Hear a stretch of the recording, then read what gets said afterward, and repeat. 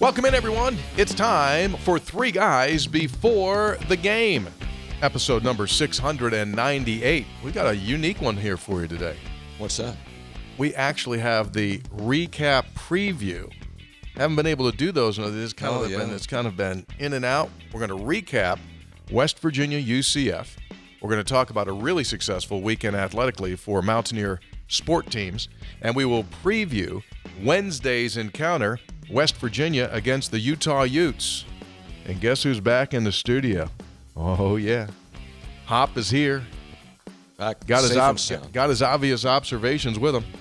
We'll get into that and more. RV's parked in the parking lot. Yes, he is. He's the guy. And Coco's waiting. Coco the dog. There's a lot of people that love Coco. We'll get that textual healing going. Cute dog. Three Guys brought to us by Gomart. Get a Gomart rewards card. Download their app, and you can do that by going to gomart.com for details, or just go to the App Store and get it because you will save on food, fuel, and just about anything. Three Guys brought to us by Lou Wendell Marine Sales in St. Albans. They sell family fun. Some folks at the UCF game the other night brought their Lou Wendell boat in. Oh, did they? That's what they texted me, and they told me they did. Yeah. Visit LouWendellMarineSales.com. It's the state of West Virginia's only Honda Marine Premium dealership. Three Guys brought to us by Tudor's Biscuit World. We're down to the final 2 weeks of the Sunrise Special that's going on. Start your day the homemade way with a Tudor's Biscuit. Three Guys brought to us by Comax Business Systems, keeping West Virginia's business data safe, secure, and efficient for 25 years. By the folks that won't take no for an answer, that's Jan Dills, attorneys at law. Spreads on Stats coming up, brought to us by Conley CPA Group, providing value beyond numbers. All right, let's jump in. West Virginia on the road this weekend against UCF. Heck of a game. That was fun. Exciting. I think Ross Hodge has a problem. What's that? What's that? I think he has a issue probably with a lot of women. Excuse me? Well, you know and I know. There were a lot of guys taking their wife or significant other to dinner on Saturday night celebrating Valentine's, right? They were celebrating Valentine's. Okay. And so that game is going on. If you had the 7 o'clock seating for dinner, right, by the time entree's there and the whole thing, now we're getting like 8:20, 8:30. And if they're eating in a restaurant that's got anything remotely near a television, this is what's happening during that. He sees them down 14, and then he sees them down 10, and then guess what? She is no longer the focus of attention. Valentine's Day was ruined by the Mountaineer basketball team as they put that rally together, and I think a lot of guys out there were paying half attention to their dates, and they wanted to see the Mountaineers rally and win. So I think as a result of that, there's probably some folks out there that aren't really happy with Ross. Or you're getting this, and if you're watching the video, you can see we're at the dinner table and you're getting this. Yeah, you're right. There's probably technically now, I guess you don't even have to have a TV in the restaurant. You can just have it on your phone. Well, I don't know. I mean, there were a lot of women at that game. I don't know why you have to say it's just the women that have a problem. I mean, there were a lot of Mountaineer female fans in that building. Well, I'm aware, but I'm saying back here home, they weren't in the game. Fans watching the game. But a lot of people were at restaurants. Female fans watching the game. A lot of female fans, Brad. Yeah, but I'm just saying there's probably some. I guarantee you we're going to get a text next show, and a lady's going to write in, and she's going to say, yeah, you're exactly right. My guy wasn't paying attention to me. Did you get a Valentine from your wife? No. Oh, you didn't? No. I wasn't even with her this weekend. She was out in Georgia somewhere at some wedding, and I was in Florida. Actually, sorry to hear that. Well, Brad didn't either. They don't sell it. No, they don't. We don't trade gifts, but my wife did get me a card, and I felt bad because I didn't have one for her. I wasn't part of the deal. Wow, this is not a Valentine's. This is not a hard Valentine's cruise. So what did you do? Every day is Valentine's Day in the house. Thank you. Nice recovery. That's good. Well Thank done. You, Coach. What did you? So what did you do? Did you go flowers? Did you go chocolate? Did you go card? Card with a nice message. So no flowers or chocolate? No, card with a nice message. Yeah. Tight ass. Well, at least I gave a card. What's the difference? That is true. What? I felt bad when there was a card there for me and I didn't have one. Yeah. Anyway. We've got some people. Although it was a nice recovery. Did that work when you say every day's a Valentine's Day, dear? If Laura happens to be listening to this, she just drove off the road when I said that. That couldn't be further from the truth, probably in her mind. Yeah. You have a lovely wife and a lovely family, and I'm sure it's all stable there, so you're all good. And I'll push all of my chips in that she's not listening. No. I don't know. She's into basketball now. She might be listening more. Yeah, she's into it. Okay. Anyway, 74-67 the final score. Third time this season in Big 12 play that West Virginia has come back from double-digit deficit on the road 3 times. Not once, not twice, but 3 times. They did it at Arizona State, and they did it at Cincinnati, and they did it on Saturday. By the way, that's a remarkable stat. I wanted, yes. That's a remarkable stat. You got to keep saying that because that doesn't happen. So here's the deal. You remember Jumpin' Jack? Yeah. Now, if he was still with us, find out the last time that happened. Jack, give me the last time West Virginia won 3 road games in league play coming back from double-digit deficits. I think it speaks incredible volumes to what this group and what this staff has instilled in these guys. You talk about a no-quit attitude, which they tried to – they from the first day they walked on the floor, it was going to be about physical toughness and mental toughness, and these guys don't blink. It's a 2-pronged approach here, and I echo what you're saying there. The staff does a great job of talking about this, and they go back to June, Hoppy, and there was never a moment where you were allowed to hang your head if you missed a shot or look down or not engage with your teammates. So this staff does a wonderful job with that, 1. 2, this is a roster filled with great guys, like good personality, good character, friendly guys, good character, and that shows up in these moments. You literally watch this team, Tony, and there isn't any hanging of the head, and there is no change. There's no change on any guy's face when you're down 14 or up 8. There just isn't. They just keep playing, and that doesn't mean you're going to win every time. I'd prefer we not get down by 14 and have to come back. But that doesn't mean you're going to win every one. But there is something to be said, especially in today's day and age when so many people are moving just for dollars and culture's hard to establish. You recruit good character guys with a staff that helps push that along and foster that, and you get results like this. I'm a firm believer in that. That's I don't want to get ahead of myself, so I won't. But that's my first.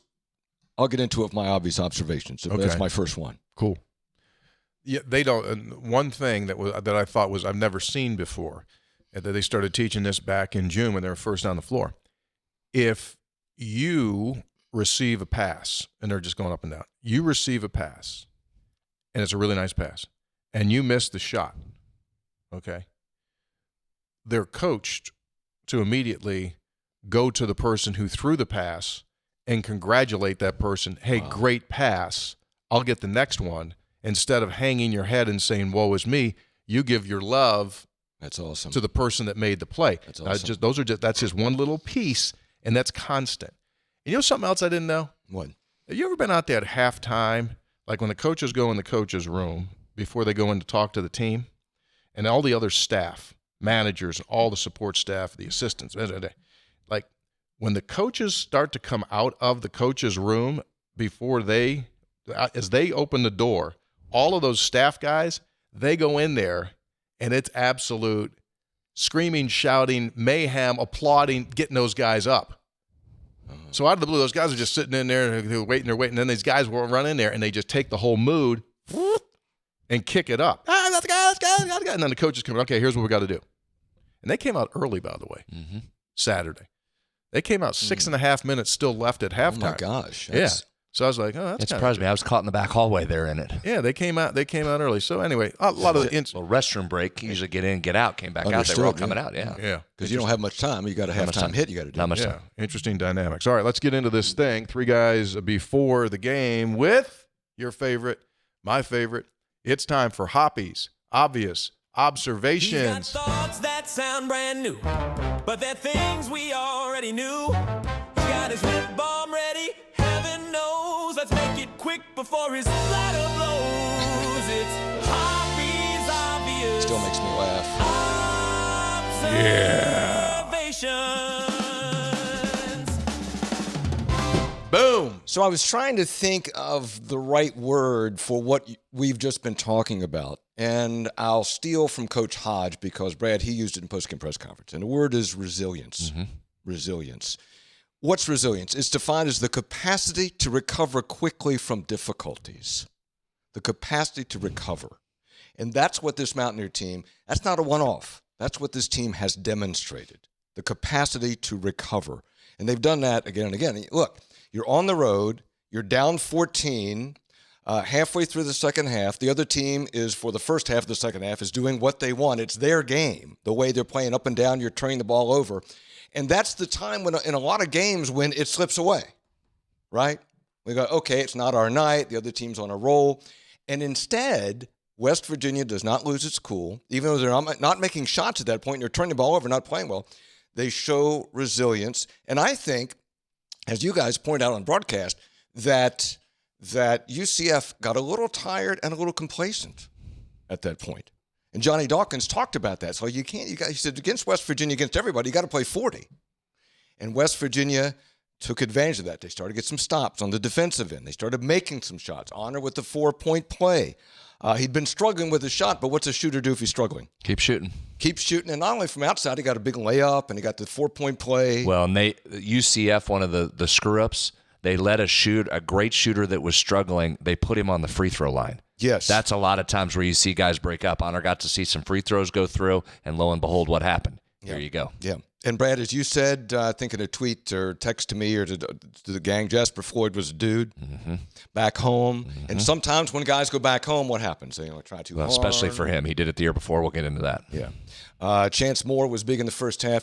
And I thought this game was in 4 parts. The first half, you say, okay, you're down 1, but you say this game is going the way you want it to go. They're not going to score 80. Right. We're fine and down 1. And then that first part of the second half, it was UCF doing what they wanted to do, which was run up down the court, score a bunch of points.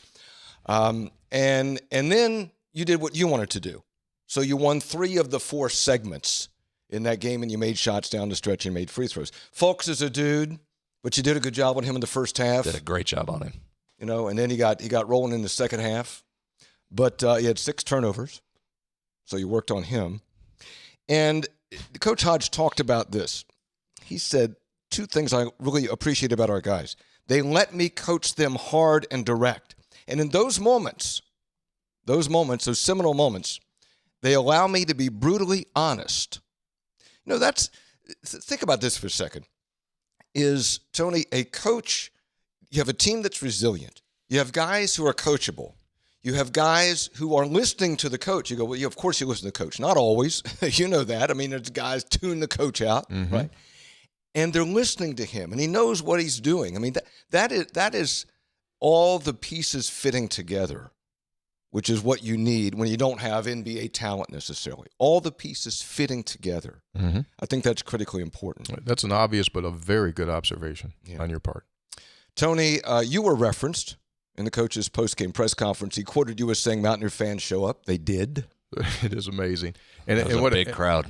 And what it does, again, shows you that if we were in a conference geographically near us, we would have that would be a regular turnout. But it was a great gathering of Mountaineer fans. Yeah, they were there. Yeah. And at the end, they were loud. You could hear them. Yeah. Down the stretch, they made a difference. Coach Hodge made reference to that. So now WVU is tied with BYU in the league. Quite amazing. Think about that. It's 7-5. Utah is up next, Brad. I know you talk about that. They're really struggling, haven't won a road game. But Coach Hodge said something interesting, too, which is as far as he would go, I think, in ever sort of giving anybody locker room material. He said, you don't want to give this one back, right? You got one on the road. You've gotten a couple on the road. Now you have an opponent that is not one on the road. You're going to be favored. Don't give it back. You got a chance to continue the roll. Don't negate this great road win, which might be one of the best wins of the year, by losing at home against Utah. We'll probably talk about the women. They lost to TCU, so they lost. That was an important game for them. They were up at halftime, but then TCU went crazy shooting in the second half, and West Virginia lost that game 59-50. Kansas State fires Jerome Tang with cause. With cause. So they say. Brad and Tony, you're rolling your eyes at this. And Gene Taylor, the AD, cited indirectly the comments Tang made after the loss to Cincinnati, where he said, "These dudes do not deserve to wear the uniform." These dudes do not deserve to wear the uniform. Is that, Brad, with cause? I would think that ends up in court, and if I'm Tang's attorney, I feel I got a good argument there because every coach in America should be fired at some point. That seems like a very thin case there for a school that clearly wanted to get rid of their coach, but had backed themselves into a corner with a massive buyout. Yeah. So that will be attorneys will like that one, I would think. I think the buyout's $18 million. Reportedly, but someone on the inside told me it's more like 13. What's 13, 18? What's different? Still looks significant. So 2 final points. NBA All-Star Game yesterday got me thinking about NBA All-Star Games. Hal Greer from Huntington, West Virginia native. Yeah. Played for Marshall, played for the 76ers. Tony, he was in 10 consecutive All-Star games. Wow. 61-70. Averaged 11 points in those games with a high of 21 in 1968 when he was the MVP of the 1968 All-Star Game when the East beat the West 144-124. Now, obviously, you want to know about Jerry West. Sure. Jerry West played 14 seasons in the NBA, was selected as an All-Star 14 times. All 14 times. Did not play in 2 of the games because of injuries. In those 12 games, he scored a total of 160 points. In those 12 games, averaged 13 points a game. Best game was 1970. He scored 22. He was the MVP in 1972 All-Star Game when he played at the Forum in L.A. He had only 13 points, but he hit, imagine this, he hit a last-second shot of 20-foot jumper to break a tie to win the game for the West. How about that? Yeah. Rod Hundley, I think, was an All-Star once, 1961. So I was trying to think, was anybody else from West Virginia an All-Star? Trying to think. Rod Thorne was not. Was never an All-Star. Was never an All-Star, to my brief. Interesting. Finally, on this President's Day, would you like to take a guess at who's generally regarded as the 4 most athletic presidents? Gerald Ford. Gerald Ford's number 1. Was started offense and defense for 2 undefeated Michigan teams. Mm-hmm. Anybody else? That was athletic? Yeah. Ronald Reagan was probably in his day. Yeah. He had no bounce? No. Wasn't Twitch? He might have Twitch. Wasn't twitchy? Did he have no twitch? He's not in the top 4. Anybody else? Bet you Harry Truman could probably play shortstop. George H.W. Bush. Oh, yeah. He played played at Yale, baseball. Was a great baseball player at Yale. Now, was he on the team, or you're saying he was a great baseball player? He played first base. That doesn't make him great yet. Keep played going. First base, hit for the cycle against North Carolina, and was seriously scouted by the pros. He played in 2 championship games. Why are you cringing your lips over there and not laughing? Seriously scouted is an interesting one to describe it. Number 3, Dwight Eisenhower. He was big, wasn't he? Was he a big guy? Big guy. He was on the West Point football team. Okay. And number 4, Teddy Roosevelt. Big outdoorsman. Yeah, sure. Boxer. Big outdoors guy, hunter, manly man. Like what kind of a sport? What kind of a sport would like Lyndon Johnson have played, Hoppy? I think he was more like hunting. He was a hunter. He was a hunter. Hunter. Okay, so you just go out there. Yeah. Kind of like me, successful hunter. No, not really like you at all. In no way like you. So those are some of your more. I'm sure others do things like play golf and such, but those are generally regarded as your 4 most athletic presidents. Obama hooped too. Obama hooped. He's in there. He's like, if you get into 5 and 6, he's in there. He's down in there. Yeah. Yeah, I mean. And Trump plays golf. I'm not sure how athletic he is, but Trump plays golf all the time. Yeah, so. likes the sports. Sure. Thank you very much, Hop. It's great to have you back. Well, that was something we already knew. Athletic presidents. And Washington threw that dollar across the Delaware. George Washington, pretty good. Probably had a good fastball. Well, heck, he went across that Delaware. He probably on a swim team. I think he was in a boat, but I mean. In case he had to go over, I mean, that would have. But Washington was a big guy. Was he? Yeah, he was big. But by the standard of the day. Yeah, so what does that mean? Is 5'10"? No, like 6'2". Oh, was he really? I'll double check, but I think he was, yeah. I'll check. I bet you didn't have that on your bingo card when you tuned into 3 Guys. No, We'd be President's talking about Day. George Washington's height. It is President's Day. 3 Guys Before the Game is brought to us by the good folks at you. Nailed it. 6'2". How much you weigh? Got a weight on him? 174, it says here. 6'2", yeah, okay. All right. Known for a large, strong frame, long No arms and processed legs. food back in the day. It's easier to keep weight up. Not big bags of M&M's sitting around all the time. Just had a corn cake. Just had a piece of bread and a glass of water there for the week. We're out here eating 5-pound bags of M&M's before a game starts. Golly. Big bowl of porridge. We had some late night food the other night coming back from Florida. Did you? So he got something. Did you order the first thing you ate? I did. So he gets on the bus. Had my post-game meal. His post-game meal says Brad on it, and he gets it. He opens it up. He's sitting next to me, and he starts eating it, and he goes, what the hell did I order? He goes, this is spicy. He Didn't goes eat spice at 9 o'clock Eastern he goes, time. he goes, It was spicy. He goes, this sucks. And so, Well, I didn't say it sucked. It was just spicy. Spicy. I was good with So it. It was very good. It was That's just all I spicy. knew. Yeah, right there. Yeah. That's all My I advanced knew. age. That's the last I had heard of it. I didn't know what he did with the rest of it. Like I went into my thing and I had a nice, very healthy meal, blackened redfish, broccoli. It was you really get good. to order your food on the trip. Absolutely. Oh, okay. And it was really good. Well, hold on. I mean, you might as well come clean. It was an extra. I'm telling the story. I'll tell the story. I'll tell the story. Go back to the beginning. He forgot to order his meal. He was too busy, forgot to put his order in. Okay. Luckily, the managers do a great job. They have an assorted array of extras for people like him that forget. So go ahead. So I ate that. I was content. I was good. So then we get off the bus. We get on the plane. We're coming on the plane, and our good buddy Stone, who's on staff, Stone. He walks down the aisle, and he had the one that they ordered for me. It said Tony on it. And so now it's like, I don't know what time it is. It's late. It's very late. Now you're going to eat a second time. And so he gives it to me, and I go like, dude, I just ate that fish. It was good. I don't need anything else. It was a grilled chicken sandwich, all kinds of other stuff on there. And he goes, what was that? And I go like, dude, I'm not eating this. You want this? You take this. Who? I've never Brad? seen. Yeah, he took the chicken sandwich, and I don't know if he chewed it or just straight up his nose. I think he may have inhaled it because I didn't see any more of it. It was gone. He did like a snake, just sort of swallowed, opened his jaws. It was good. So what was the earlier thing that found you up? Yeah, what was that called? Steak and rice bowl with some edamame in there. It was very good. It just was spicier than what I'd anticipated. But you ate twice. Very good. Ate twice? I was hungry. Yeah, that's nothing new. 3 Guys Before the Game brought to us by Tutors. Speaking of food, Tutors, up until the 28th of this month at participating Tutors, they have their sunrise specials, which are just idyllic. You get for $5, choice of a Ron or a Mary B biscuit, choice of a 12-ounce coffee or a 20-ounce iced tea, and an order of hash rounds. That's until the end of this month at participating Tutors biscuit locations. Thankfully, Washington did not say before crossing the Delaware, I haven't eaten yet. 3 Guys also brought to us by Jan Dills. We're waiting. Jan Dills, attorneys at law. They won't take no for an answer.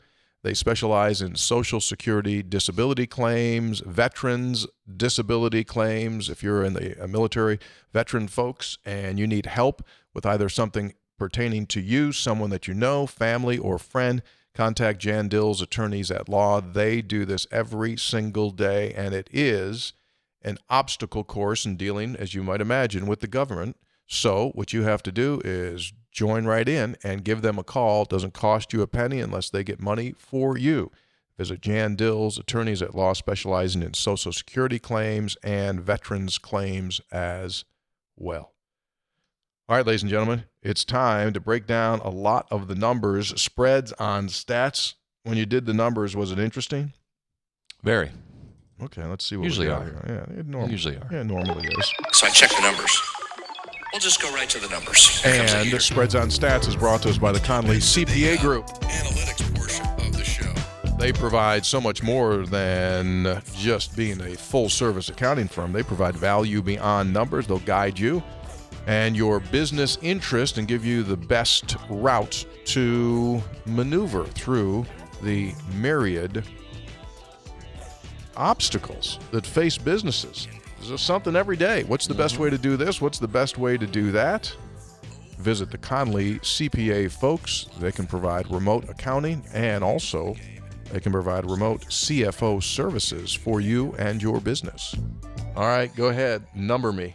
This was a game where, Hop, I'm going to get into the weeds on some of this stuff as we like to do, but I thought there were a couple overarching themes that you can point to and say, that's what won the game. First, was Jasper Floyd's performance, as you mentioned. It was just lights out on both ends, and we had talked about him going into the game, how important he was going to be, especially on the defensive end. He was. I'll get into him specifically, so that was one. Number two, the only little stretch where West Virginia struggled, you alluded to it. It was the first 5 minutes of the second half. And the reason they did is because West Virginia was turning the ball over, and UCF was converting that into points the other way. So you're right that the pace had picked up and their conversion. And then it stopped. And this changed the game. You ready for this number for our first one of the day? Yes. In the final 15 minutes and 14 seconds of the second half, West Virginia had one turnover. Wow. It went nearly 8 minutes without turning it over, which exactly coincided with you climbing back in the game. So as we thought coming into this game, you take care of the ball, that eliminates a big part of their offense. You're going to be in great shape. So there was that little stretch where you were stumbling and turning it over at a high rate, and then it just stopped. You shut the water off with that, and then it's smooth sailing from there. That was 1 and 2. Number 3, and I've said this for the last, 3 or 4 podcasts, maybe more, Harlan Obioha's ability to understand this defensive system and perform at an elite level has changed this team, and it changed the game the other night. There was a vast difference when he was in there clogging up that lane, and here's what was huge. He went nearly 12 minutes of game time the other night without coming out. So you talk about a guy that's played his way into playing longer stretches of time. I give him an immense amount of credit. Credit Jason Martinez, strength coach, as we've talked about Harlan changing his body, and the fact that he could go nearly 12 minutes and stay on the floor absolutely changed the game. Here's the number to back this up. West Virginia was down 14 when he exited the game. When he came back in, West Virginia was down 14. By the time he left the game, 12 minutes later, up 4. An 18-point swing with Big Harlan on the floor. And defensively, where it showed up, what I mean by that is you have Jasper, who I've said for the whole season, one of the best on-ball defenders in the league, going against Fulks, who loves the pick and roll and loves to get in the lane. Well, that's a two-pronged approach for West Virginia. First, it's on-ball and Jasper, and I'll talk about him specifically in a minute. The second part is when Harlan comes up and presents himself. So it's not that hard double that some teams run. It's a show yourself and stop the penetration, but still be able to get back and guard the 7-2 John Bull. And Harlan is doing that at such an elite level right now. His ability to know where to be position-wise, where to drop, when to press, when to fly back, that just wasn't there in June, guys. And some have said you're allowed to get better. I think I've heard that before. That has been said. I have never heard that. And defense, and Harlan in particular, has changed how this team plays defense, and he did the other night. If you just glanced at the stat line, you'd say, "Oh, he didn't score any points," but his impact was extremely significant during that stretch. So that's what we often say. You can win and affect games by things other than scoring baskets, and he's a great example. Had the best plus-minus on the team, didn't score a basket. Plus 14? Yeah. So when you watch Plus games, 18. there are things. Yeah, plus 18, I think. No, it was plus 18 in that stretch right there. Yeah, 14 for the game. There are ways to affect the game, especially how West Virginia plays and how important the defensive end was. And I don't think that should go unnoticed. It wasn't just a performance. The ability to stay on the floor for 12 minutes in what was a highly leveraged game, back and forth, emotional. Guys were gassed, and he fought through that and stayed on the floor, changed the game. 1,000% right. Yep, totally agree. That's one of the big things Ross does hit a lot. He thinks, and he completely understands why, but people, all of us fans, all we always look at is like, how many points? How many points? He says, I understand why. He said, but there are things that people do that determine the outcome of games. As right there, Harlan is the perfect case study in that. It's not the first time he's done it either. So his ability to clog that middle is just invaluable. I continue to be impressed with this staff, the way it draws up offense to attack specific matchups. I've said this now for months, very NBA-esque. They identify the matchups where they feel they have the advantage, and they run specific things to get you into that advantage. And they continued to do it the other night. We could talk for an hour on what some of these were. I'll save them for a later discussion later in the year. Maybe we'll get into it specifically.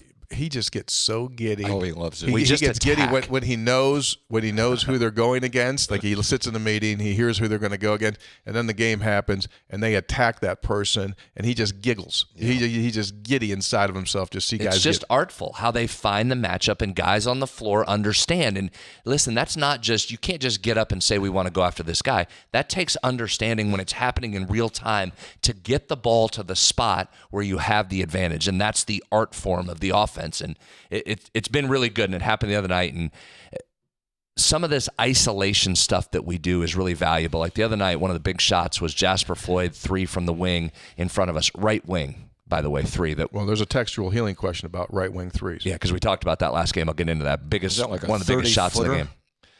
So that came because Belo gets the ball, and it wasn't one of those straight, slow, methodical back-ends, although there were a couple of those. And where that works is the clock is running down, and Belo's pounding it, and the defense, as I've said many times, has to make a decision. What are you going to do? Are you going to stay and leave Belo on an island? He can go score, which he did, or are you going to bring a double? And sometimes you do nothing and still get caught. And on that possession, UCF did. Belo caught it, faced up. There was a little bit of a collapse, but all 5 guys were staring at Belo. Remember that video we did not long ago? Yep. Happened again. All 5 guys are watching Belo.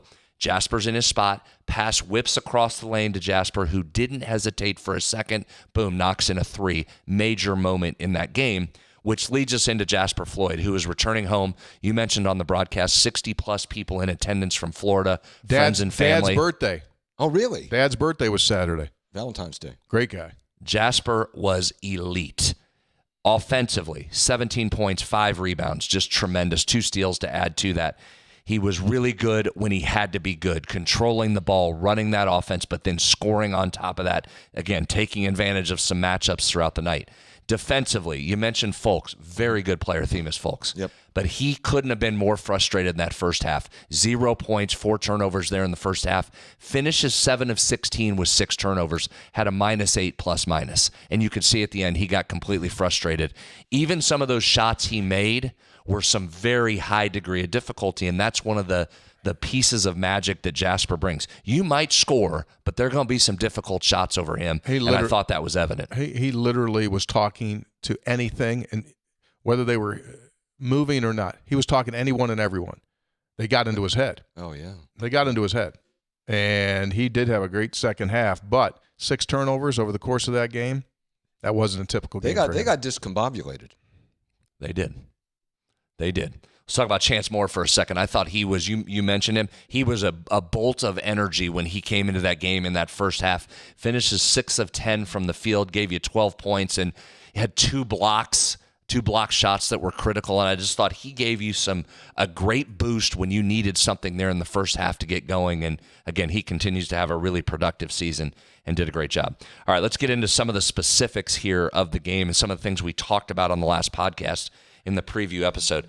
We said going in, Hoppy, that I thought this was a game where you would get some open looks. Based on what the numbers showed you, if they held, West Virginia should have had an opportunity to get back in the mix with some open looks. We know they were due to make some threes. I thought when Honor banged that first 3 home, I thought, all right, UCF's in for a long night. Now he's cranked up. Then he went cold. Yeah. He went cold again until they let him back in the game, and it's hard to keep elite shooters down for that long, and Honor came through. But here's what we talked about the other day.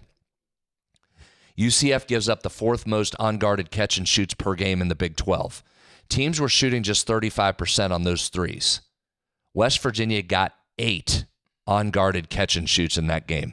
That's the 2nd most in the last 9 games and the 3rd most in Big 12 play. So as we thought, shots were available. Now, UCF dodged some bullets there, because West Virginia just went 3 of 8 on those shots. So 38%, slightly higher than what teams have been making against them. But that's one of those that could have been a bigger lead for West Virginia if they'd knocked down 5 or 8 or 6 of 8, as seemingly every team does against West Virginia. So that came to fruition. We thought that was going to happen. Flip that around for just a second. West Virginia only gave UCF 2 unguarded catch and shoots during the game. Wow. That's tied for the 2nd fewest in a game all season for UCF. They had this many points. That many. Making a 0. 0 if you're not watching on video. 0 unguarded points on catch and shoots. The only time that's happened to UCF all season. So great job there. We talked coming in that West Virginia gives up UCF gives up the 4th highest points per possession in the Big 12 to pick and roll ball handlers. We said, Hoppy, that was probably going to be a good matchup for West Virginia. They like the pick and roll. Opponents were shooting 39% from 3 off the pick and roll. And I said, that's going to be a great spot for Honor to get the ball, put him in pick and roll situations. They're going to have trouble guarding him. On the game, West Virginia, 16 points just from the pick and roll ball handler, the most they've had off that set since January 24th against Arizona. 3rd best points per possession off pick and roll in Big 12 play for West Virginia. And Honor Huff, a big night as the pick and roll ball handler. 13 points just off that set, his 2nd most all season. And he got it cranked up again. You give that guy some space and let him see some shots go down from the free throw line and look out, and he busted out again. We talked about UCF wanting to get shots in the paint and at the rim, Hoppy. Mm-hmm. The Knights were good at the rim, 13 of 18. But here's what I think won you the game defensively. UCF was just 3 of 14 on shots in the paint. So not at the rim, but in the paint. 3 of 14. And then here's the companion piece that goes with that, as UCF was 3rd in this league in second chance points. So here's the companion piece. You're forcing misses from shots in the lane. UCF only got 1 offensive rebound on those 11 misses. So you limited them in those spots to 1 rebound. And West Virginia's been great in defensive rebounding, top 25 nationally. So everything was contested. Many shots were forced up, and then you didn't allow a really good offensive rebounding team to get a second shot. Ball game right there. So I thought that was really, really significant. Yeah, all good stuff. Free throw shooting, that was a big issue the game before. We talked about that. Shot well. 16 of 19, right? I think you hear me say this a lot. You're probably tired of me saying this, but there should be a nuanced discussion around your free throw shooting. We often quote it as a team number, but I've said many times it matters who's at the line for you. West Virginia, 15 of its 28 free throw attempts against Texas Tech were Chance and Harlan. Well, 7-footers aren't traditionally great free throw shooters, although Harlan has a really nice touch. Chance misses some too. All right, fine. They missed some free throws. You got Trayson and Honor to the free throw line 12 times in this game. And down the stretch at key times. How many did they make? 12 of 12. Thank you. 12 of 12. In that you finish the game 16 of 19, and it was a major factor. You go 16 of 19 from the line, those are free points. So good job shooting from the free throw line. Here's a question, and not to rain on this parade, because I think it was a great parade, is how concerned are you about three-point shooting? The last 4 games, you were 19 of 85, 22%. You made them late in this game, which was key. So, Tony, I'll start with you. At this point, you've played enough games. You are what you are. And so take a look at that number right now. That's what it's going to be. 22%? No. I'm saying the totality of the season. Okay. Are you in a little bit of a cold piece right now? Yeah, you're in a cold piece, but they'll come back. They'll make shots here before the season's over, but they're not going to exceed where they've been. We've played enough games. That's what their average is going to be. Brad? Well, yeah, I'd like to come out and make more threes. But again, if you're playing West Virginia, it matters how teams are going to defend you. This isn't just West Virginia suddenly can't shoot threes. They're attempting to take away your three-point shooters. And what has happened is your two-point percentage has skyrocketed. Your other guys are picking it up. So pick your poison. You've won a couple of those games without making any threes, right? And so you can see what happens in both Cincinnati and UCF. Sometimes the volume of makes doesn't matter, but it's when they happen and how they come. And Honor can get so blistering hot so fast in particular that can change some games. So in this league at this level, if you want to take something away, you can take it away. And so teams are going to do that. You've got to find other ways to win. And that's where I'm impressed with West Virginia these aren't just missing of threes. So take example, West Virginia's three-point attempt rate, the number of shots that are three-pointers, was right up near 50% for most of the non-conference. Well, teams are pressing out on you and taking away that advantage you have. So you had a game the other night. You did 60 field goal attempts. Only 23 of them were from three. So you want to go ahead and put all your resources in that. West Virginia's going to attack you in different ways, and they're starting to do that. So because defenses can't stop everything, right? Can't stop everything. Right. Finding ways to win without making your threes. And eventually that'll either stay like it is, which I would if I was defensively guarding West Virginia. I'd still try and take Honor away. And if you can beat me another way, so do it. So you just got to keep doing it that way. So I'd love to come out and make 13 threes, because then I think you win by 15. But until then, you're finding other ways to do it. Okay. All right, let's have this discussion. because I'll say this, and I wasn't going to do this. I wasn't going to do this yet, but then I started looking at it, and it just raised some questions in my mind. West Virginia has put itself, and let's talk about this because I know people listening want to talk about this. Ross Hodge won't deal with you on this or talk about it. In fact, I tried. I know where you're going. Won't talk, and I get it. But let's talk about postseason as we start to get into this time of year. Go ahead. It's a nice quad 1 win on the road, right? Mm-hmm. You now have 4 quad 1 wins. You bumped up with a quad 2 win here with Colorado's recent win. Pretty good. Let's stay on quad 1 for just a second. Said you had 4. If you look at numbers 25 through 54 in the net rankings, Tony, West Virginia sits at 54. Right. If you go numbers 25 through 54, and I think I've been told multiple times from this committee that who you beat matters and that quad wins are really important. Yeah. Okay. 4 of them. Numbers 25 to 54 in the net rankings. There's only 4 teams that have more wins in quad 1 than West Virginia does. There's only 24 nationally that have more quad 1 wins than West Virginia. Majority of them are in the top 25. West Virginia's not. There are 24 teams ranked above West Virginia in the net that have fewer quad 1 wins. Kind of a big number. Surprised me a little bit.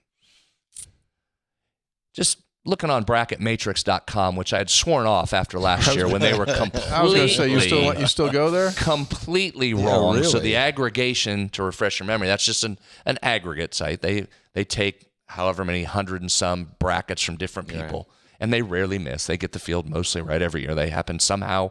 They missed it last year. West Virginia was not in. Not in. So I was just looking through that. Just, all right, I'll start my perusing there as we get towards March and trying to find some teams in here that are like and similar. So I pulled up UCF, right? Thought UCF, you just beat them, right, in their building. They're still ahead of us in Ken Palm. Got another game against them coming up, which will be important down the stretch here. But they're solidly in. Saw some Joe Lenardi stuff and some other bracketology this weekend. They're solidly. I mean, they're not even a question, Hop. They're in the field, solidly in the field. Have the same number of quad 1 wins as West Virginia. They do have one more quad 1, quad 2 if you combine them. They have the same number of road wins, which the committee in the past has told you is important. UCF has one more road loss, and both are 10-0 against quad 3 and quad 4 opponents. West Virginia is still not in any of the brackets. They're not even listed in the others in consideration there at Bracket Matrix. But I thought that was one. I won't bog us down with all the comparisons of teams in the net and how they got above West Virginia in the net. But it was just, I find it interesting here, as you know, I'm into the numbers, Hop, so I got to defend the numbers. But I look at some numbers, and I find some curious in the net that we'll continue to watch. Now, all that said, from a West Virginia perspective, you have got work to do. There's plenty of work to do, but I know people were going to ask about that. That was a good win. That's a big quad 1 road win, and if anything is supposed to matter to the committee, it's that. You still need some more wins. You've got some games coming up that can rise you in these net rankings. Hopefully, if you take care of that business, you'll take some nice leaps up there. But it is curious when you start to examine the net and what they tell you should matter, and it's not yet reflected in those net rankings. Yeah, I saw one service, ESPN had a breakdown. They say West Virginia about 25% chance right now. To Brad's point, there's 6 games left in league play. You do have a chance because you've got some high-level games coming up at TCU. You BYU. are here to BYU. You have opportunities in front of you. You could make a case where you could do this, but, yeah, so you're at least in the discussion. That's where I would leave it right now. You're in the discussion to get yourself solidly on the bubble. You have a lot of games to win. They can't keep you out, hypothetically. Well, stop right there. Just restate that. No, seriously. They can't keep you out if you win the rest of your games this season, which is not totally out of the realm of possibility, although you have not had that prolonged of a winning streak. I'm just saying. It's there. It's possible. It's possible. Just leave it at that. That's all you can ask for. One last thing I'll say on this macro side of things. I'm going to continue to talk about this. Middle of February, you're down to the last 3 weeks of the season. You're tied for 4th in the Big 12, guys. Again, an entirely new staff, 100% replacement of points and rebounds, an entirely new roster. You're tied for 4th. There's only 5 teams above you with more conference wins. And here's just one side note. Tells you what this league is like defensively, so you wonder why you need a team that can guard and play defense in this league. West Virginia is 6th right now in Big 12 in defensive efficiency. It's winning games because of its defense. It's 6th in this league in defensive efficiency. So still upper half, but 6th, 25th nationally. That tells you how good this league is. You're 6th in the league and you're 25th nationally in that category. Go ahead. No, what were you going to say? No, I look at these numbers too, not as in depth as you did, Brad. It's just one thing that might be missing. Like and this doesn't have anything to do with the committee, I guess, but you get no national attention because, except for Kansas, you don't have several signature wins. If you could beat BYU at home, right? Get something like that, but you don't have like a couple of these other. I think UCF they beat Texas Tech. Beat Texas Tech and Kansas, both at home. Kansas. So here's the deal. And that's why they got buzz. Here's the deal. That's why they got excited. West Virginia has no significant non-conference victory. That hurt, yeah. I mean, does that hurt? You think that hurts you? Well, you got 2 significant non-conference wins last year. It kept you out of the tournament. Correct. So does it matter? Do non-conference matter or not? Seriously. So I'm just saying that's why West Virginia has been viewed initially, right, for most of the season, because they never had that. Hey, they had that win against Clemson, or they had that win, against Ohio State. They never have had that dowry to get themselves into the conversation. Again, to my point, while that is true, and that will never change for the rest of the season, they're not going to redo those games. You do still have an opportunity in a presentation. You could make your case that we got hotter than hot at the end of the season, and that would be your statement. That would be the way that you would get into this year's field. You just all of a sudden go on a heater, and people go like, whoa, they've done this, they've got this. So numerically, you still can get this done. Will it be easy? No, but it's there for you. That's all you can ask. Yeah, it's fair. That's all you can ask. 3 Guys Before the Game brought to us by Comax Business Systems. Comax Business Systems has state-of-the-art business phone systems. They can help you communicate within your business. Is it the time for you to make the change? Is your old system sticky, dirty, got a lot of fingernails on the keypad, dirt? You don't need that. At least give them a call and find out what new business phone systems can do for you and your business. Visit them at comaxwv.com. That is comaxwv.com. Tony, to wrap that up, just go back, though, to what Coach Hodge said after the game and Brad's going to preview this Utah game. Don't lose sight of that game. This game, to me, looms huge. Which one? The Utah. You going? Yeah, I'll be there. Really? Yeah. Sitting up top? Where you sitting? I hope to be sitting behind you guys. Excuse me? You're going to be sitting in the front row behind us? I'm spoiled. I like sitting there. All right, if you're going to the game, 2 things. One, if you're going to the game on Wednesday, you know where Hoppy's going to be sitting. He'll be right behind us. He wants to do autographs. Go ask him for an autograph or get your picture made. And secondly, and Ross has said this a couple of times, if it's a weird start, 8:30. Don't ask me why. TV, obviously. 8:30. If you're not going to be able to use your tickets and you do have tickets, please try to get them to someone that could use them so you get a lot of folks in the stands. There's a game this week, 11 o'clock Eastern start. Correct. Who is it? Texas Tech and Arizona State. 11 our time. Well, it's out west somewhere. Yeah, but still, it's 11 o'clock our time. It's 10 o'clock for Texas Tech fans. I mean, that's a late start for them. That's what I'm saying. Put 2 West Coast teams in that late slot. At least it's not an East Coast team in that slot, but that makes me crazy. Well, when they have these conference rival games, you have to play. Spreads on Stats continues. I was going to say. Go ahead. Sorry. Spreads on Stats continues. Time now for a preview of the Utah game. That was my fault for thinking maybe you forgot something because that never happened. So I apologize completely there. Let's talk about Utah for a second. Would have been a first. Let's talk about Utah for a second. Down to 8 players have had some injuries. They're struggling, as you mentioned, but it's again, and this isn't coach speak here, Hoppy. This is a team that very nearly beat Cincinnati yesterday on the road. Had them beat. Not quite sure how they didn't win that game. They had them. Missed foul shot. They played Kansas tough. I mean, you're going to have to play, and you're right on the plea for the crowd. This needs to be a good environment. You cannot take this lightly. Finish your business here. They've really got one of those. They've got a big 3 in Dawes, Terrence Brown, McHenry. They get nearly 70% of their points out of those 3 players. Some interesting numbers on them. They average nearly 87 points per game in wins. Wow. Shooting nearly 40% from 3. So guard the 3. chances are you're not going to get 87 on West Virginia, I wouldn't think. So that'll be something to keep an eye on here. They're nearly 60% from 2 when they win, so they're good inside as well. They're going to get that West Virginia defense that's 12th nationally in 2-point field goal percentage. So this is going to be a good-on-good matchup there. In losses, they average 70 points. They shoot 33% from 3 and just 48% from 2. So if you're looking for some numbers, hold them under 70. Do what you do from 2, and you're going to like how those numbers add up. They've been efficient in transition, although they don't do it much. 13th in the league in transition possessions per game, but 5th in points per possession when they get those opportunities. That will come back. There's a key to help limit that. I'll come to that here in just a second. Watch the pick and roll. Utah uses the ball handler in the pick and roll more than every team in the Big 12, and they like to shoot the 3 out of that, 42% from 3 on those sets. But guess what they're getting? West Virginia defense that we just talked about is pretty good against the pick and roll. 5th in the Big 12 in points per possession against the ball handler. Teams shooting just 25% from 3 against West Virginia. So that's a Jasper and a Harlan in particular, but it's the whole team, how you close that lane off. That'll be important. Here's one thing to watch that should give you a little bit of pause that it's not just a slam dunk. Utah is really good on guarded catch and shoots. They are top 4% nationally in points per shot when they're guarded on catch and shoots. They're going to get guarded. They're not going to get a lot of open looks, but they've been making those 38% from 3 on guarded catch and shoots. So this is a team that makes tough shots. So that will be important in this game. Defensively for the Utes, they don't force many turnovers. In fact, they're bottom 25 nationally. Bottom 25 teams.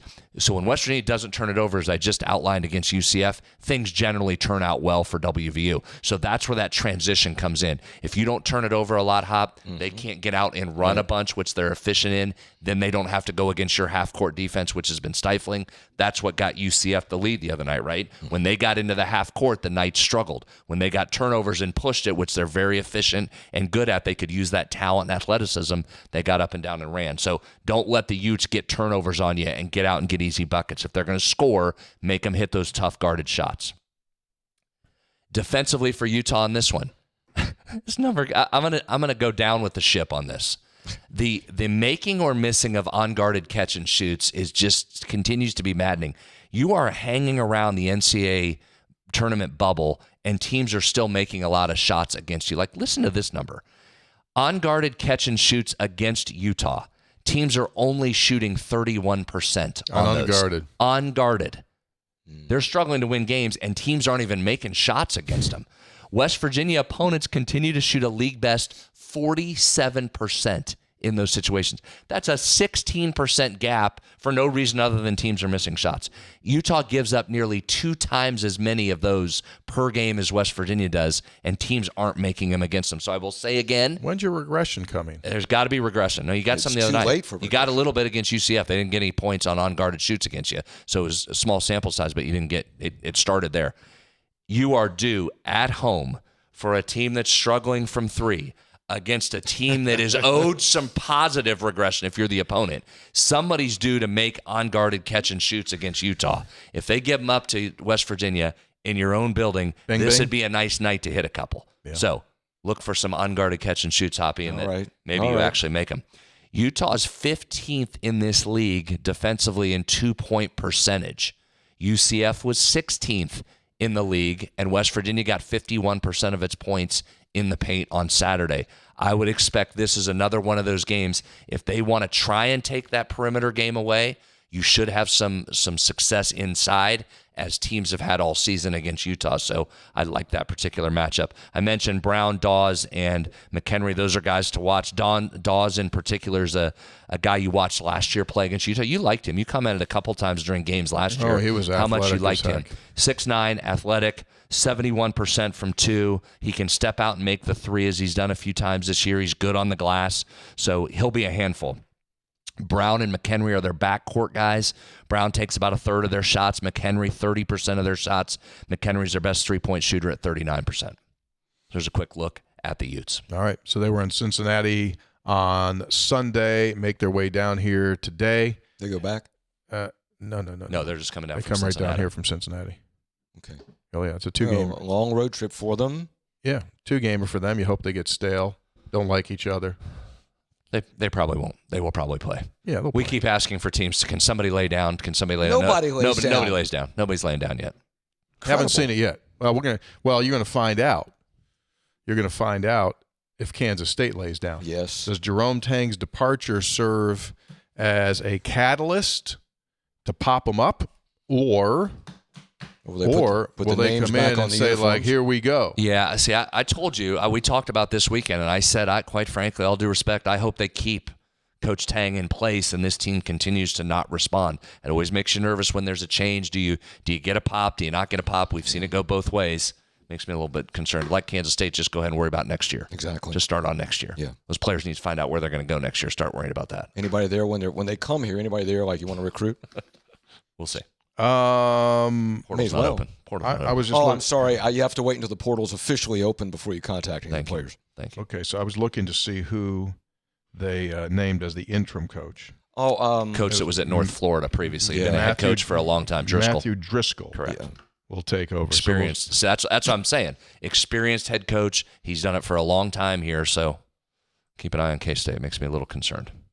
Okay. Out of the blue, Robert Duvall's died. Really? Yeah. How old was he? 95. Oh my! Yeah. Great actor. Yeah, but great. Godfather, Apocalypse Now, and a million other movies. Great actor. Great actor. Great Santini. Yeah. Yeah. Great Santini. How about that? 95. 95. Holy. You watching cow. the Olympics? I had it on a little bit yesterday. It's not doing anything for me at this moment. I like it. Right. You like Speed it? skating. Watched curling a little bit this morning while I was working. Did you watch curling? Mm-hmm. Big curling controversy. Yeah. Oh, they've Yeah, been snipping at each other Yeah. all Yeah. weekend. All these teams are snipping at Very each other. Can't double gentlemanly touch, sport. Hoppy. Double touch. Don't have a lot of talking usually between. Got a warning today. Guy dropped an F-bomb. really? He got a warning. Got a decorum warning. Yeah. All kinds of things going on. Quad God fell. Happens. Yeah. I'm more of a summer Olympics guy, but I do watch that. Yeah. Had a fight. Great programming. Had a fight in the hockey game, which almost never happens in Yes. Olympic hockey. I always think when I'm watching the coverage and like Mike Tirico did the Super Bowl. Didn't do the Super Bowl, right? Mm-hmm. The Super Bowl is doing the Olympics. Yeah. He was phoning in voicers from Syracuse. Yeah, he's amazing. He's very good. Simply amazing. Hey, let's do this. Time to get some healing. Oh, yeah. Can we get some healing? Don't need much healing right now. Heck of a weekend. It was a great weekend for West Virginia sports, except for the women's loss. That was Yeah, we'll talk about that coming up here in just a little bit. Let's do this thing. Textual Healing. The number to call, 304-404-4083. 304-404-4083. Textual Healing is brought to us by the good friends at WVU Medicine, the exclusive healthcare provider for all Mountaineers, including you. They are the team behind the Mountaineers, and those very same doctors that treat WVU student athletes are treating West Virginians each and every day. So if you need help in any of their specialty areas, whether that be orthopedics, you name it, they can do it. Same help from the same docs that keep the Mountaineers moving. Contact WVU Medicine, the exclusive healthcare provider for all Mountaineers, including you and Hoppy. I go about once a week. Whether he needs to or not, Yeah, they say, I oh, just crap, show in. Kirchhoff's here again. Show up. Hey, who you got? What specialist you got there? Hey, you got a tongue depressor? Texter, my granddaughter Lily was upset when she received her popcorn and it was not Mountaineer Munch. Of course she was. I told her I was efforting. Signed by Stan in Bluefield, Virginia. Texter, hey, Hoppy, this is my Coco. There you go. There we go. Yeah, Cute little dog. wiener dog. Those dogs are funny. Is that a necklace on? Is that a collar, necklace? Yeah. What are we doing there? Might be a sweater. Yeah. Texter, hello, fellas. Dougie Fresher from Merle's Inlet checking in. Great segment with Nick Cray on your last show. Fine young man. Will do both well in football and in life. I got to ask Hoppy about the RV. Where he was sitting was a white fuzzy couch, and it looked like a camera was up above your shoulder. What's going on in that retirement community, Hop? Your constituents want to know. It was over your left shoulder in the corner of the RV. There was what I agree with the texture, looked like a camera flashing light there. Yeah, there was. Yeah. There What? was.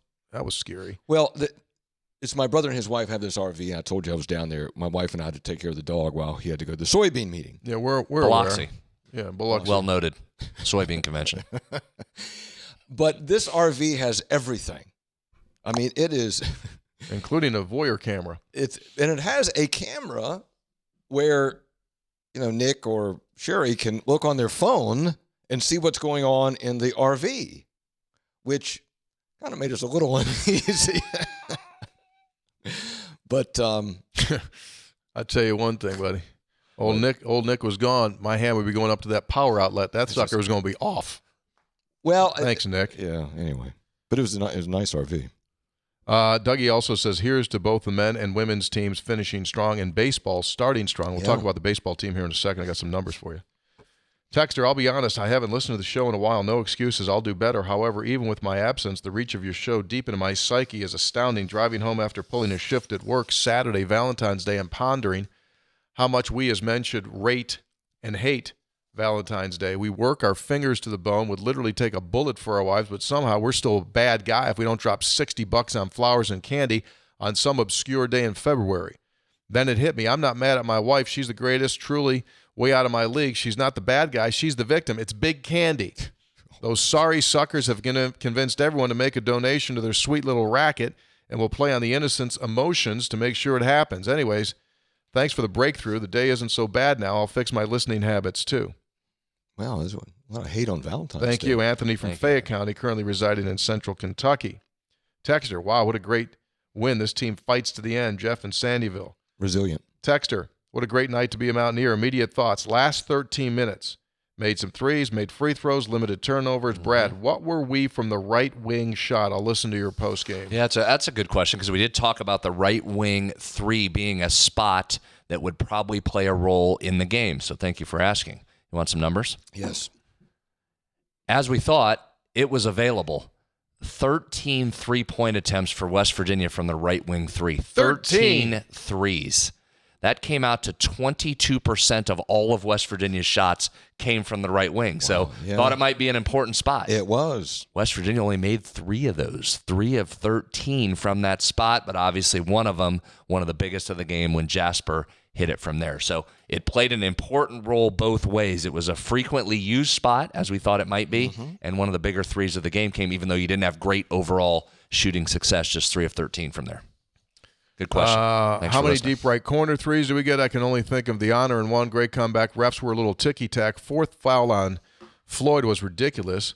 That guy ran into him like a fullback, sound like Periopolis Phil. Texter, someone needs to tell this team they don't have to always spot the other team a dozen before ripping their heart out. This comeback trend is impressive to say the least, though. Great win. Let's go Mountaineers. There's a probability of winning. Oh, yeah. Went from 3% to... I meant to mention that at one point at that 11-minute mark, Tony, the probability, there it is, 97%. Yeah. 97. Texter, they told the Mountaineers that. They didn't listen to that. Well, no, they don't pay attention to that. Texter says, here from Huntington, we took our Lou Wendell pontoon boat 45 minutes from the house to UCF's campus and spent Valentine's Day at the UCF game with my wife, my dad, my brother. Had different seats because they came last minute. But, boy, watching West Virginia get the win, sweet. I snagged a picture with the senator. Thanks for the show, fellas. How about them Mountaineers? So there you go. Very nice. Great to talk to them. Yeah, you got together with those folks there. I give credit to the UCF event staff. She jumped right in there and said, here, I'll take that picture for you so all of those people could get in the picture. It was very well done. Thank you. Very well done. How was by that? the way, I know there were a lot of Mountaineer fans in that building. I was impressed with that environment. They did a nice job with that. That arena was pretty much filled up there. That was, again, another tough road environment in this league. They have good in-game. They do. Nice good energy in there. Yeah. Ben from Ahia. The game last night is West Virginia basketball. We weren't making shots. They got a run. Things looked bleak, mentally tougher. We out-efforted them down the stretch. And I think that's a testament to Coach Hodge and staff. Very impressed with that win, even more so than beating Kansas. Texter. 3 guys, this is George from Venice. Not Venice, Italy, or Venice, California, Venice, Florida. I see Hoppy took advantage of his personal relationship to secure a warm, free vacation in Bradenton, and I'm sure he and Coco left the pantry empty before his departure. Rest assured, Hoppy doesn't have a monopoly on trading dog sitting in for a beach umbrella. I've got a friend in Glade Springs who routinely dog sits or house sits in Florida for his former Mountaineer classmates when they take off for a winter trip. Not a bad gig if you don't mind walking a dog. There you go. Yeah. Pretty good gig. Yeah, it's a nice area. This WVU basketball team in the last 5 minutes of a lot of games reminds me of Tiger Woods coming in on Sunday, 7 strokes back. Fear it. Texter. Hey, 3 guys. I was at the game Saturday, wanted to say hello, but UCF definitely takes their seat security too serious. This is as close as I could get. I did get used to get able to use thanks for having us line a few times on the way up, but most of their fans were in no mood. The arena atmosphere was good, but can't believe they didn't draw more fans. Maybe you guys shame their fans into going somewhere else on Valentine's Day. For a university with enrollment almost 3 times ours, you'd think they would at least fill the student section. Wondering, did Hoppy make the trip over to Bradenton? No, he didn't. He came back on the weekend. Yeah. Came back in time. I thought it was a really good crowd. Most of the seats were filled. Quick question for Spreads, who seems to understand Ken Palm better than most. How does Cincinnati rank 10 spots ahead of us? Love the show. Thanks for doing it. Yeah, don't get me started on the rankings. We'll dive into that later. Right now, Cincinnati's only 4 ahead, I believe. West Virginia's 56th. And Cincinnati, sorry, I just went away on me. Cincinnati is 51, yeah, so 5 ahead, which get into that later. Shout out to the Mountaineer baseball team. Texter, quick note about this 3-game sweep of Georgia Southern over the weekend. West Virginia finished the weekend with 5 players hitting over 300 or better for the series. Ohio U transfer Matt Enich, 667. Second baseman Gavin Kelly, 417. Matthew Graveline, Ohio State transfer, 385. Tyrus Hall, third baseman, 364. Outfielder Paul Schoenfeld, 300. Inich was on base 13 times out of 16 appearances. That'll work. Graveline, 2 home runs. Gavin Kelly, Armani Guzman, 3 doubles each. The team hit 308 on the weekend with a respectable 467 slug percentage. Yeah, pitching-wise, overall team had a 3-to-1 strikeout to walk ratio, but a 1.33 overall whip. Mm-hmm. That's walks plus hits per innings pitch, which needs work. A good whip is 1.2 or lower. For elite starting pitchers or top-tier closers, a whip, okay, fine, whatever. Make my head hurt. Good start, long season. Good start, long season. Yeah, they play the Liberties this weekend down there in Lynchburg. It did sound like they were swinging the bats, though. Good numbers, by the way. Thanks for that. Yeah, a lot of stuff there. WVU men's basketball team with a new coach, new roster have performed well. I don't have the stats, but perhaps the senator could see how many of the losses can be attributed to poor foul shooting. An aspect of the UCF win can be attributed to shooting 80-plus from the foul line. I thought this was called the charity stripe. You know, on that, there was, and you guys pointed this out, I think, late in the game when it was still like the last minute, West Virginia's inbounding the ball. There's pressure. The ball goes into Obioha, and what's he do, Brad? Gets it immediately to Huff. Great recognition. They're doing really well on that full court pressure stuff, getting the right guy the ball and making shots.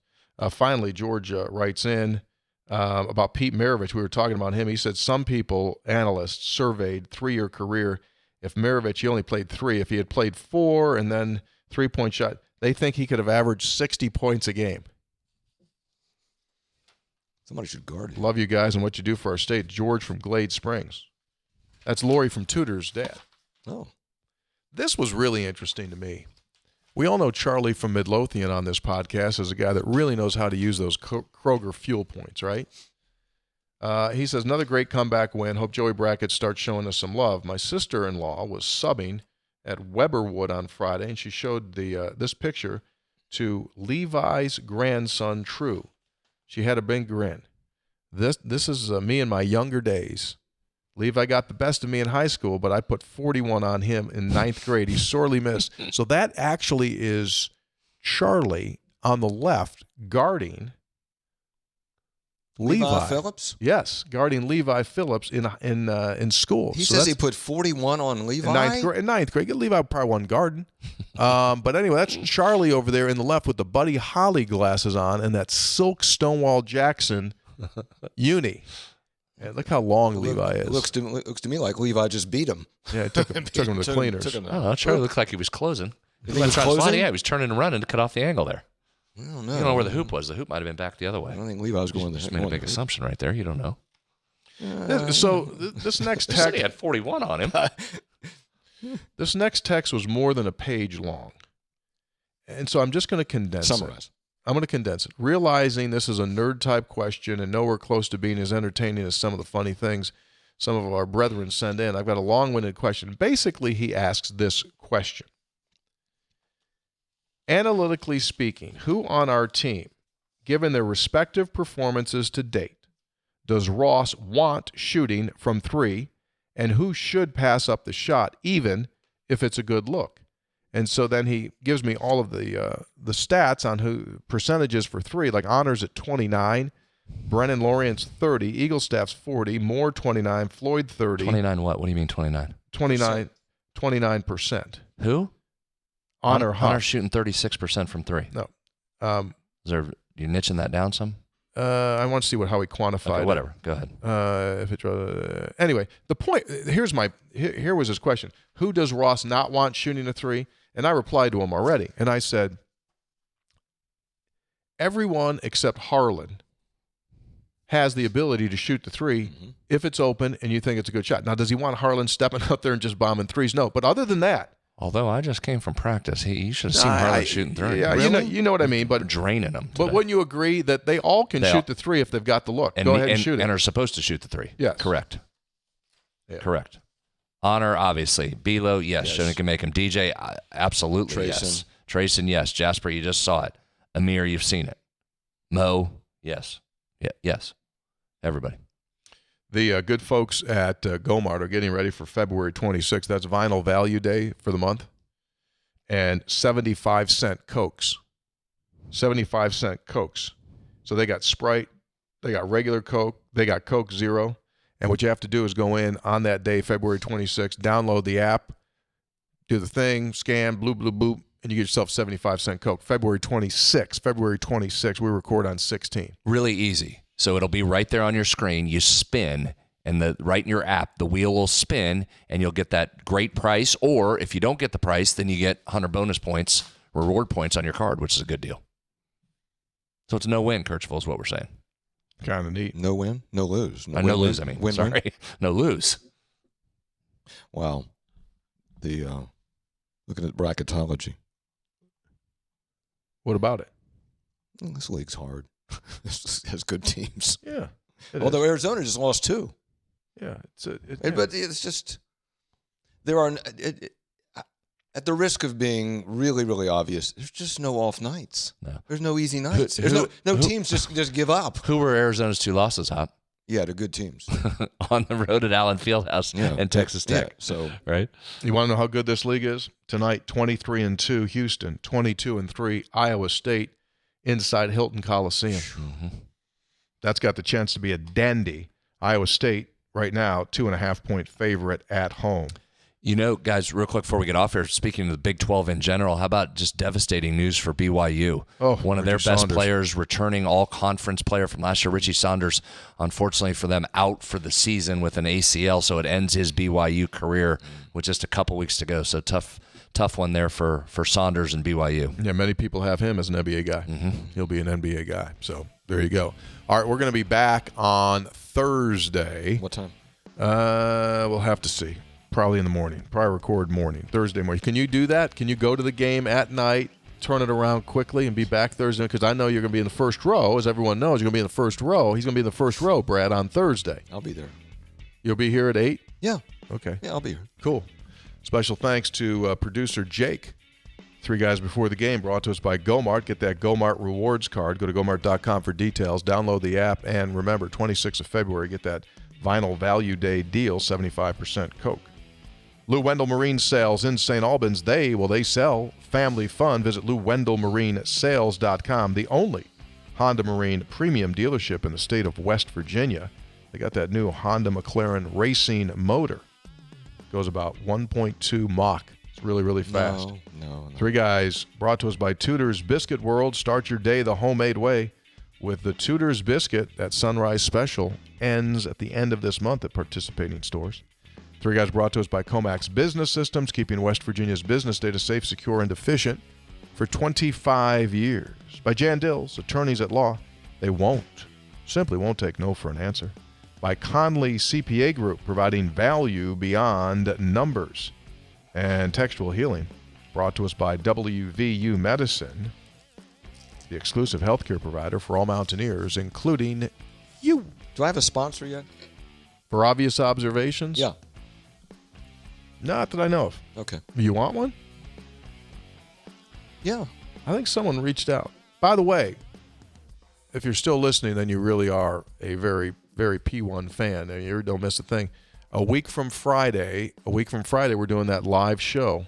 Should have talked about that earlier. A week from Friday. Oh, yeah. Glad you reminded us. 27th. Buffalo Wild Wings. That's a big Buffalo one. Wild Yeah, Wings. that'll be The fun. night before the BYU game, we're going to have this blowout at Buffalo Wild Wings supporting United Way of Monongalia and Preston counties. It's going to be the biggest wing contest ever. So if you'd like to get interested, if you're a business and would like to support United Way as we take them over their goal, just put an email into info@episode800.com. That's info@episode800.com. We'll get to you and like you to be a part of that. So make a note if you're coming in for the game for that weekend. All right, we be done. See y'all.